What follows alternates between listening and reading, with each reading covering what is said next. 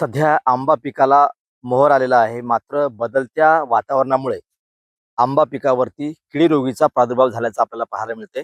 आपण बघू शकतो की सध्या अ, जो आंबा पीक आहे त्याला मोठ्या प्रमाणामध्ये बहर आले, तर काही ठिकाणी आंबे सुद्धा लागायला सुरुवात झालेली आहे. आंब्याच्या मोहराने जे आंब्याची झाडं आहेत ती लदबदलेली आहेत. फुलोरा मोठ्या प्रमाणात आहे.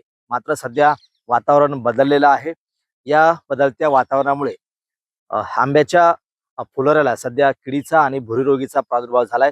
त्यामुळं येणाऱ्या काळामध्ये उत्पन्नामध्ये घट येण्याची शक्यता नाकारता येत नाही. त्यामुळं कृषी विभागानं तात्काळ आंबा उत्पादक शेतकऱ्यांना ज्या काही उपाययोजना आहेत त्याच्यावरती मार्गदर्शन करण्याची आवश्यकता आहे.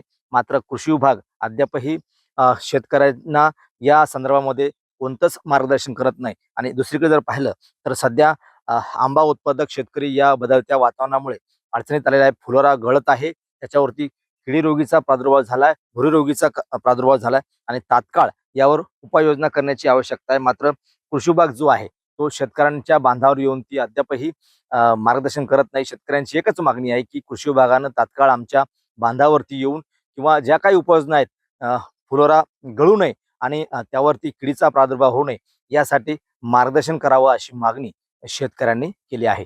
कॅमेरामन निलय देशमुखचा गणेश सोळंकी, TV9 मराठी, बुलढाणा.